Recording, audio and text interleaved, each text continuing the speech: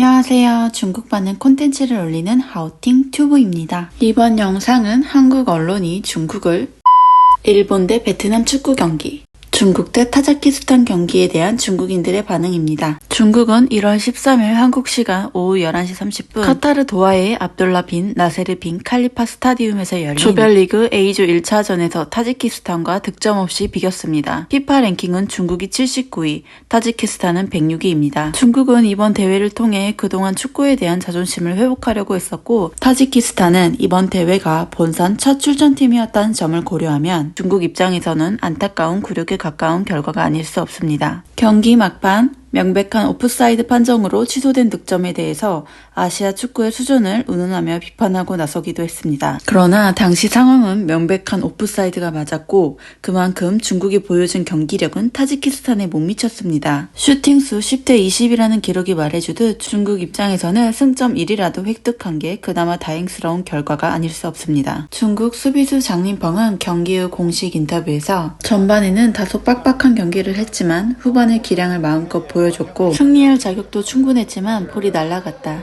라며 이길 수 있었지만 안타깝게 이뤄내지 못했다는 아쉬움의 뉘앙스로 말을 하자 중국 네티즌들은 허풍 떨지마 멀차 우리는 오늘 충분히 이길 수 있었다.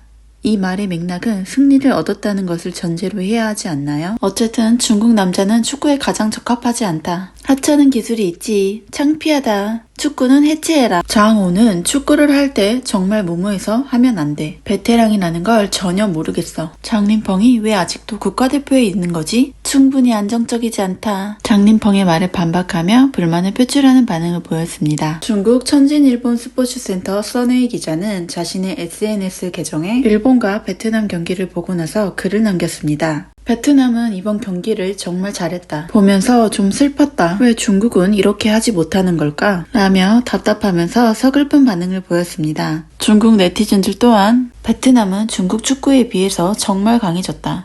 일본과 엇비슷하다. 베트남 축구를 보니 정말 편안하다. 기술, 아이디어, 루틴이 있다. 정말 중국 축구보다 낫다. 일본이 오늘 경기에서 잘 못할 것 같다. 베트남 팀 정신력 좀 보세요. 다들 모두 발전하고 있다. 오직 국내 축구 국가대표팀만 여전히 헛소리를 한다. 또한 중국 선회 기자는 한국 매체가 중국 축구를 조롱한다라는 해시태그를 게시하며 중국 축구에 대한 내용은 사실이며 실제 맞는 말이라고 말하였습니다. 이처럼 한국 미디어가 중국 축구를 조롱한다라는 키워드가 웨이보 검색어에 올라왔는데요. 중국인들의 반응을 살펴보았습니다. 사실인데 왜 조롱입니까? 공은 발로 차는 거고 존중은 실력에서 받는 것입니다. 사실이 바로 이러한데 뭐 할 수 있습니까? 만약 너희들이 탁구를 그렇게 잘 친다면 그럼 할 말 없겠어. 매우 완곡한데?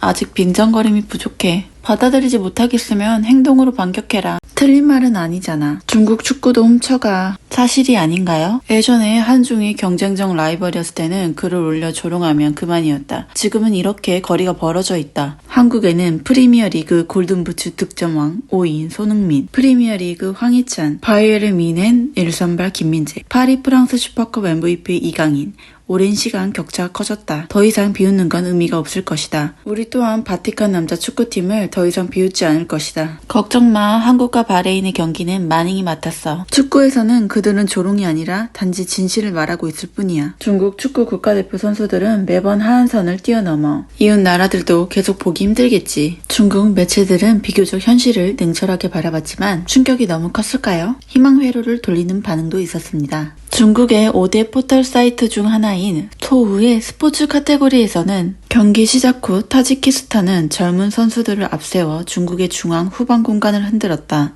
양 측면 공격수의 공세도 정말 빨랐다. 상대의 흐름에 말렸다. 공격진 우레이와 탈룽은 전방에서 볼을 뺏을 수도 없었다. 후방에서도 수비 투입할 수 없었다. 역습에서도 볼을 잡을 능력이 없었다라며 얀코비치 감독의 경기 운영에 문제가 있었다는 반응도 보였습니다. 뿐만 아니라 경기 막판 명백한 오프사이드 판정으로 취소된 득점에 대해서 아시아 축구의 낮은 수준이 추악하게 드러났다며 비판하고 나섰습니다. 하지만 당시 상황은 명백한 오프사이드가 맞았죠. 신화스포츠는 첫 경기라는 부담감 때문인지 너무 수동적으로 경기를 했던 면이 있다고 보도했습니다. 하지만 실제 중국 네티즌들은 경기를 보고 어처구니가 없는 분노하는 반응을 보였습니다. 상대팀이 독일팀인 줄 알았어. 타지키스탄의 인구를 찾아봤는데 1001만이야. 우리나라의 대도시 하나보다 적어. 이겼다면 옳고 그름을 토론하는 게 맞아. 하지만 이기지 않았잖아. 말해서 뭐해. 인도 남자 축구팀이 우리나라 축구팀보다 강한 것 같아. 왜 패스와 리시브의 수준이 점점 더 떨어지는 것 같지? 문제를 틀린 것은